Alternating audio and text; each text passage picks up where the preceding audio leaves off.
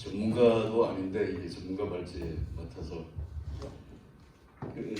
오늘 아침 일찍 나와야 되기 때문에 사실 어제 뭐 개표 방송도 안 보고 잤어요. 당연히 믿은 대로 되리라 그랬는데 그렇게 됐고 그냥 아침에 출근하면서 이렇게 생각한 거는 그냥 이렇게 우리가 대통령 비난 많이 하잖아요. 정부 비난은 참 많이 하는데 국민 모두가 정부를 위해서 기도를 했던가 싶은 생각이 들어서 이번에는 내가 지지했던 사람이 됐으니까 잘할 수 있도록 기도할 때마다 대통령과 정부를 위해서 기도해야겠다 그런 생각을 하면서 왔습니다. 그래서 여러분들도 우리가 참 일반 국민들이 비난은 참 많이 하는데 위하여 믿는 사람들은 기도를 좀 했으면 좋겠다 그런 생각이 듭니다.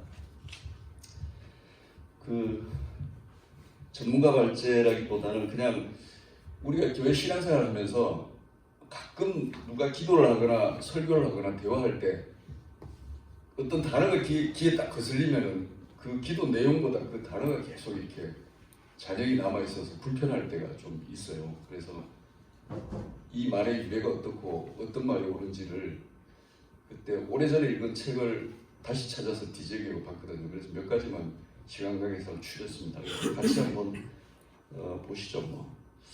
오늘 아침에 새벽 예배에 보니까 우리 구약 성경 중에 아버지 하나님, 여호와 하나님이 한 번도 안 나오는 성경책이 있더라고요. 뭔지 아시죠? 김호열 대표님 아실 거. 모르세요? 에스더. 예, 맞습니다. 에스더는 처음부터 끝까지 여호와 하나님 이런 말이 한 번도 없습니다. 하나님 없어. 저도 오늘 아침 처음 알았습니다. 그런 것처럼 우리가 사실 굉장히 모르는 게 많죠. 이렇게 하겠습니다. 그리고 질문 토론을 제가 미리 말씀드리겠는데요. 제가 이거 끝나고 나면 우리가 서로 교회나 우리 신앙생활에서 이런 말은 좀 어떻게 이게 유래가 뭘까? 이게 맞나? 그런 거 같이 토론하면 될 것 같습니다.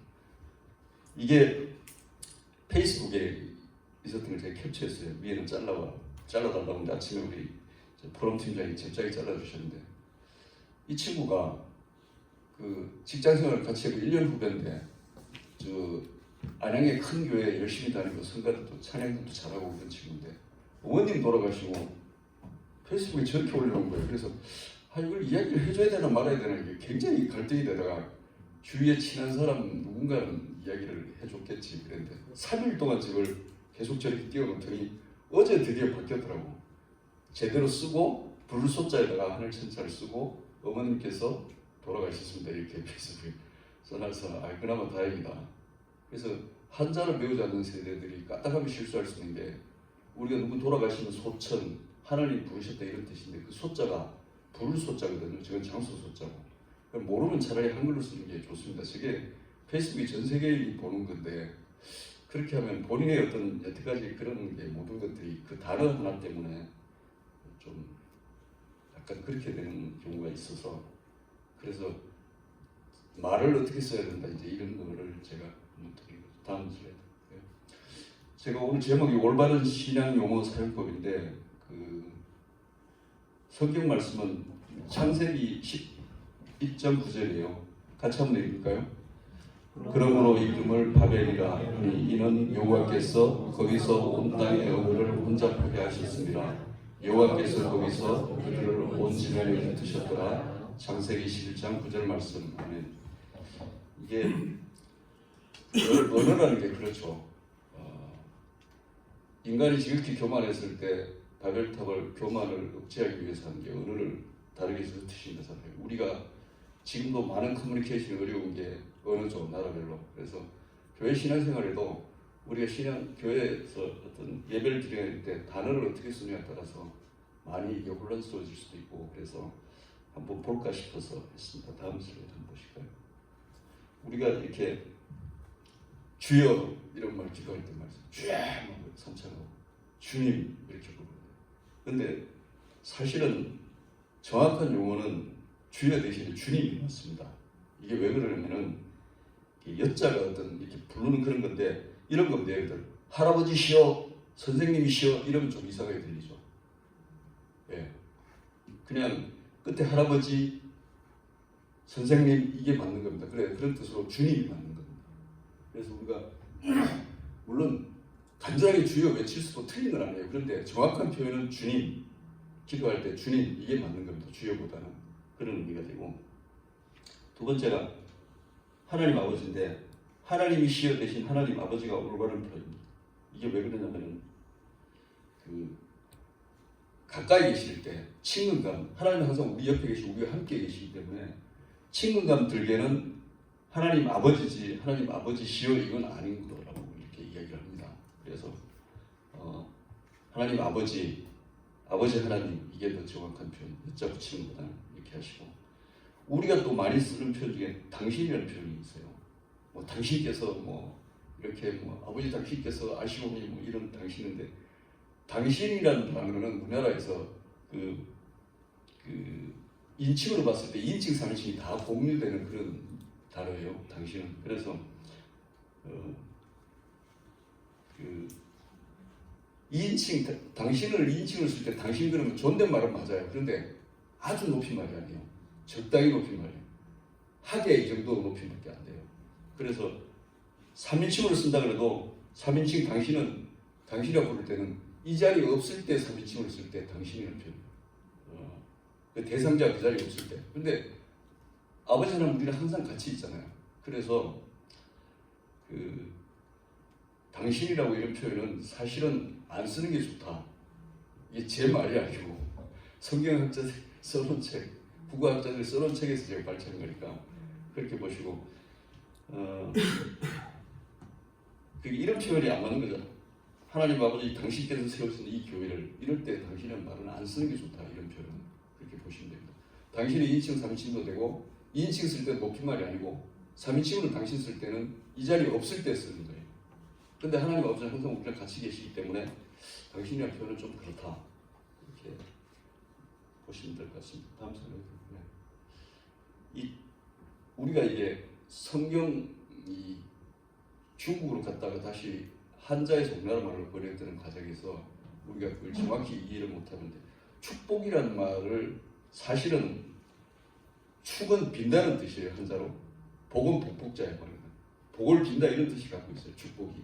근데 우리는 축복이 그냥 복이라는 의미로 우리가 많이 이용하잖아요.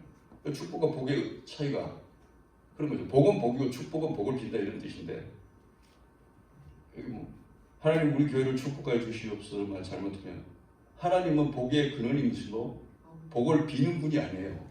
하나님이 자기가 복인데 복을 빈다? 이게 좀 말이 좀 이상하죠. 그렇게 돼서 하나님은 복을 주시는 분이에요. 복 자체. 그래서 복을 비는 분이 스스로가 복을 비는, 이게 말이 안 되는 거죠. 어떻게 보면. 그래서 복의 근원이신 분이 복을 비는 복으로 전락시키는 거예요.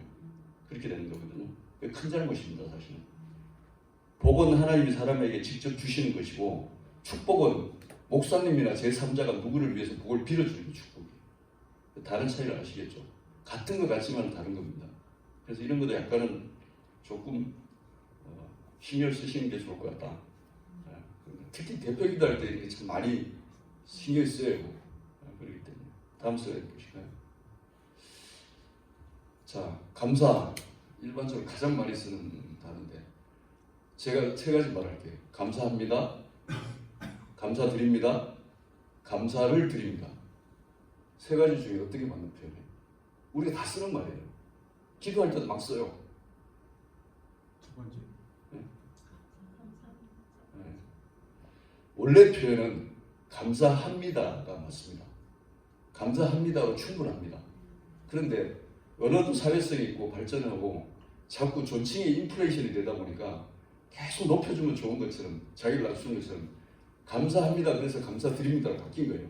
지금은 국어 사실 보면 두 개 다 맞아요. 감사드립니다 맞는 걸 되는데, 사실은 감사합니다가 충분합니다. 존경합니다. 뭐 이런 것처럼 감사합니다로 충분해요. 근데 감사드립니다까지는 언어가 발전하다 보니까 용인된다. 이렇게 보시면, 감사를 드립니다는 사실은 챗GPT나 아무리 찾아도 틀리다고는 할 수 없다고 나오는데 엄격히 말하면 맞지 않는 겁니다. 감사가 어떤 물건이 아니잖아요.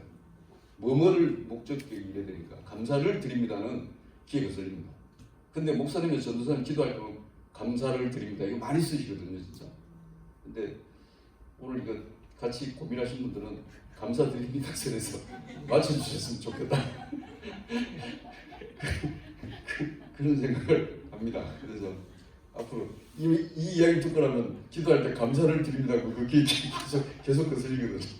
그래서 그냥 감사드립니다. 그냥 적당히 감사합니다. 이게 맞습니다.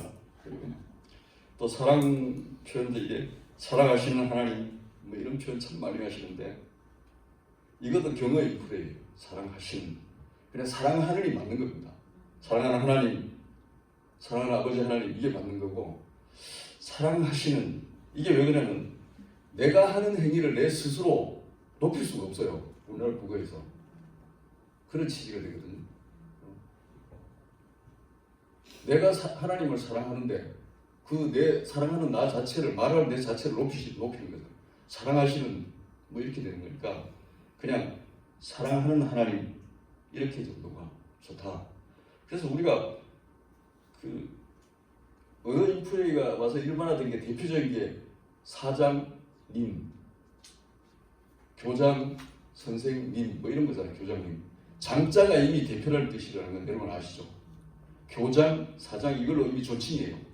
근데 거기에 님자가 붙이는 거거든요. 사실 원래는 사장 그걸로 이미 극존칭이에요. 극존칭 그렇게 되는 건데 언어가 인프레되면서 끝에도 붙이는 거예요. 그렇게 보시면 될 것 같고 사랑하는 하나님 이 표현이 맞다. 그래서 사랑하시는 아버지 하나님 이럴 때는 좀 그 시 그거는 빼시는 게 좋습니다. 특히 대표기도 할 때 여러분 어디 가서나 조심하십니다. 그 다음에 우리 예배 관련 용어 좀 볼까요? 보면 몸된 교회를 이렇게 기도할 때 몸된 교회, 우리 교회를 이런 말 많이 하는데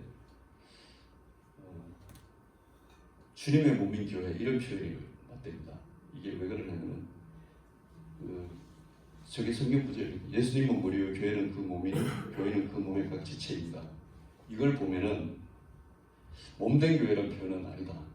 그래서 주님의 몸인 교회가 올바른 표현이다. 제가 설명을 잘 못할 수 있지만 여기 성경 구절을 곰곰이 생각해 보시면은 몸된 교회가 좀 이상하다는 느낌이 들 겁니다. 그리고 그 예배 시간 특히 대표기도 할 때 이거 많이 실수를 하시는데 대표기도 하다 보면 이 대표기도 하면서 예배 시종을 처음과 끝을 아버지 하나님께 맡기오니 뭐 이런 표현들 많이 해요. 시종, 처음과 끝 이런데 예배는 이미 처음에 묵도부터 예배예요.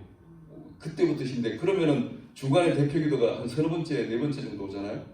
그럼 그때부터 시종으로 앞에는 예배가 아니라는 부정이 되는 거예요. 근데 예배는 이미 시작됐고 처음부터 예배니까 중간에 대표기도 하신 분이 예배 시종 이런 표현 쓰시면 안 된다, 틀렸다. 그래서 그런 것도 조금은 좀 우리가 생각을 하고 대표기도를 해야 됩니다. 이렇게 보시면 되고 예배는 우리가 하나님 앞에 묵도 시작하는 순간부터 예배가 되는 겁니다. 그 다음에 또 집례 인도하시는 분, 집례하시는 분이 많은데 이게 있잖아요. 집례라는 말은 혼례, 제례 이런 말은 유교용어에서 나온 용어입니다. 유교 용어입니다. 제사 지낼 때 쓰는 용어를 그냥 우리가 유교 문화에서 살다 보니까 그걸 그냥 차용해서 그냥 쓰는 말이 돼요. 그렇게 되고 또 인도는 죽은 자의 넋을 극락 정토로 이끈다는 불교 용어가 어원입니다. 그래서 집례나 인도는 사실은 불교와 유교가 불교 용어이기 때문에 우리가 쓰기는 조금은 그렇습니다. 그래서 그냥 예배 진행자, 예배를 이끄시는 이게 맞습니다. 오늘 예배는 누가 진행합니다. 누가 이끄십니다. 이게 맞습니다. 그러니까 박수영 대표님께서 인도하십니다. 집례하십니다. 이거보다는 박수영 대표님께서 예배를 진행하십니다. 예배를 이끄십니다. 이 표현이 더 순수하고 성경적이다. 이렇게 보시면 될 것 같습니다. 굳이 우리가 뭐 불교나 유교를 배척하는 건 아니지만 용어가 거기서 유래했다는 정도는 알고 계시는 게 맞는 것 같습니다. 다음 슬라이드 볼까요? 기도 및 찬양 용어인데 가장 우리가 실수하기 좋은 게 기도했습니다. 이런 뭐 끝에 가서 주 예수 그리스도의 이름으로 기도했습니다. 이런 표현 많이 하시죠. 근데 이게 기도했습니다가 맞는지 기도합니다가 맞는지 이런 거 개인적으로 고민을 좀 했었는데, 이게 기도는 미래의 지향적인 강구, 미래에 하나님께서 우리인데 들어주시고 이루어주실 것을 우리가 구하는 거기 때문에 미래의 지향적으로 기도합니다가 맞고 기도했습니다는 어울리지 않는다. 이게 성경학자들 말입니다. 그래서 기도합니다가 미래지향적으로 맞다. 끝에 가서 기도합니다. 주 예수 그리스도 이름으로 기도합니다. 이게 맞답니다. 물론 내가 기도하는 순간을 보면 지금까지 기도했으니까 기도했습니다 하고 할 수도 있지만 그리스도 이름으로 기도합니다. 이렇게 하는 게 맞는 표현이랍니다. 그리고 또 묵도라는 표현도 참 많이 우리가 쓰는 건데, 묵도는 일본이 우리를 압제했을 때 신사참배 예배 전에 사실은 신사참배 그 동방요배가 그걸 했거든요. 우리 교회도. 그래서 미안하니까 옛날에 붉은색 커튼 이렇게 쳤잖아요. 그에 장로교 쪽이 많은데 앞에 붉은색 커튼이 있는 이유가 십자가를 놔두고 거기서 신사참배 요배를 하려니까 신의 양심에 꺼리끼잖아요. 그래서 커튼으로 십자가를 가린 겁니다, 사실은. 그리고 일본 천황에 대한 그걸 같은 교회에서 했던 거거든요. 그게 끝나면 열고 예배를 드렸기 때문에. 근데 그때 나온 말이 묵도예요, 묵도. 이건 신사참배에서 쓰는 말이 묵도랍니다. 그래서 그냥 묵상이나 조용한 기도라는 표현이 좋을 것 같아요. 그래서 지금부터 묵도하심으로 예배를 시작하겠습니다. 그러지 말고 지금부터 묵상이나 지금부터 조용한 기도하심으로 예배를 시작하겠습니다. 물론 이런다고 우리가 하루아침에 이게 묵도하실 때 이 말이 바뀌리라고 기대를 안 합니다만 출발은 거기라는 걸 우리가 알고 있어야 됩니다. 일본 신사참배 가면 묵도라는 표현을 제일 먼저 쓴다. 그런 거 생각하시면 됩니다. 또 가장 헷갈리는 게 송영이라는 건데, 송영은 교회 어떤 교회 가면 한자로 쓰는 건데 보낼 송자를 쓰고 그런 그런 분들도 있어요. 이게 그런 뜻이 아니에요. 송영은 예배 끝나고 마지막에 하는 찬양이니까 성도들을 보낸다. 이런 뜻의 송영이라고 우리가 많이들 이해하고 있어요. 그렇지 않답니다. 송영은 그 자체가 기도하는 형식의 찬양이에요. 그냥 찬양. 송영은 그냥 찬양입니다. 근데 목사님들마저도 끝에 송영은 한자로 그도 한자를 안다고 한자를 썼는데 보낼 송자를 써요. 보낼 송, 노래 송 뭐 이렇게 해서 보내는 노래라고 많이 이해를 하고 있는데 그건 아니고 순수하게 그냥 찬양이다. 마지막 찬양 이런 뜻이에요. 그렇게 해서 그걸 그냥 경배송이나 영광송 이렇게 쓰는 게 옳다.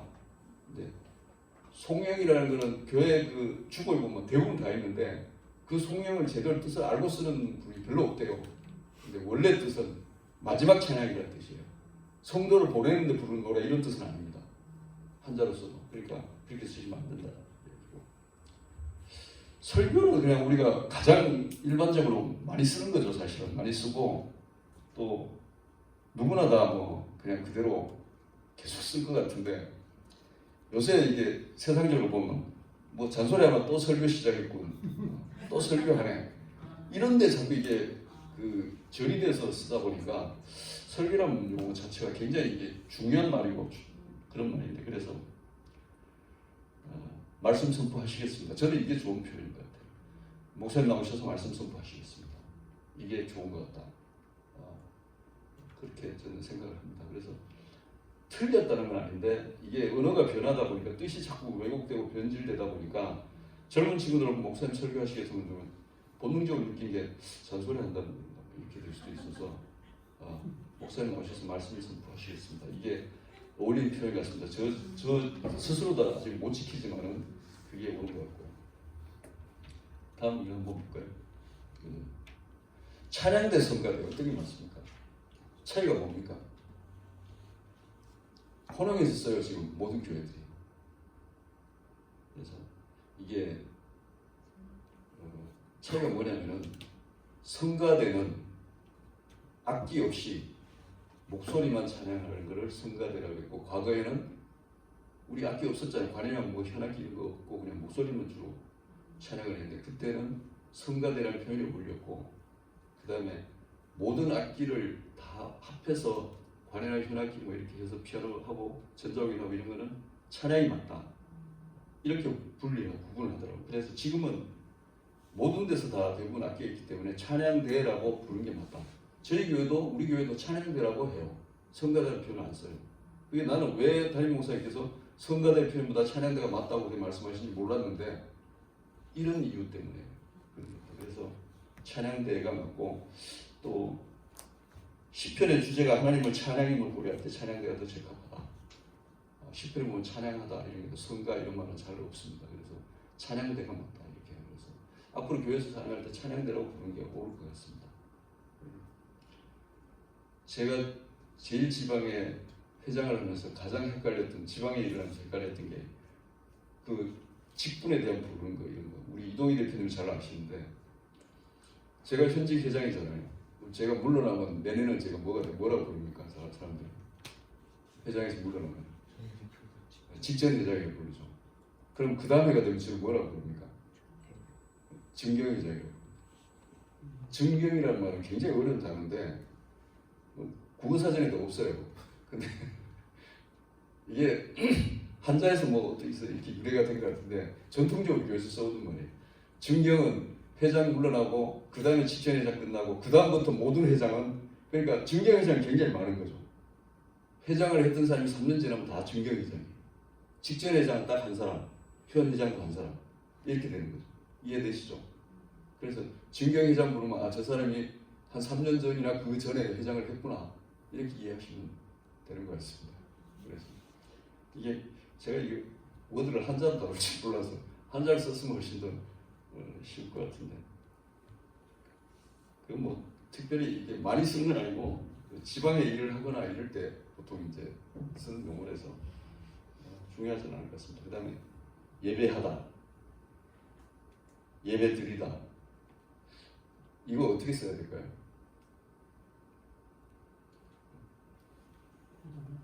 예배보다는 틀린 말인 건 아시죠? 예배보다는 그냥 내가 예배를 관람한다 이런 뜻이 되고 나는 예배에 참석하지 않는다 이렇게 되기 때문에 옳지 않은 표현은 대부분 사람들이 다 안다는데 예배 드리다 또한 약간 겸손한 표현으로 쓰는 거예요. 이것도 자기를 낮추다 보니까 예배 드리다가 된 건데 사실은 예배합니다가 가장 정확한 표현이랍니다. 예배합니다. 그 요한복음 4장 24절을 보면 신령과 진정으로 예배할지니 이렇게 돼 있고요. 예배 드린다는 겸손한 표현인데 이런 거 있잖아요. 예배는 하나님과 제가 1대1로 마주하는 거잖아요. 제가 예배를 드리는 거잖아요. 그러니까 내가 1대1로 예배를 드리는데 예배합니다가 맞는 표현이죠. 제가 예배를 드리는 것보다는 하나님께 예배합니다. 이렇게 되는 거죠. 그래서 예배합니다 정도도 해도 충분하다. 그래서 우리가 보통 예배 드리다 이런 표현을 쓰는데 예배합니다 표현을 쓴다고 해서 저 시건방진 놈 이렇게 말하면 안 된다는 거죠. 원래는 예배합니다라는 표현으로 충분하다. 그 말이 맞다 이렇게 보시면 될 것 같습니다. 그 다음에 아까 소천 이야기 했는데 소천은 이제 하나님께서 부르신다, 주님 품으로 돌아가셨다 이런 뜻인데 그냥 우리가 그 뒤에 두 번째 명복이란 말도 같이 올려서 명복은 명복을 비는 불교 용어잖아요. 그냥 우리말로 믿음으로 위로를 받으십시오. 근데 우리가 실수하는 게 무슨 카톡 많이 쓰잖아요.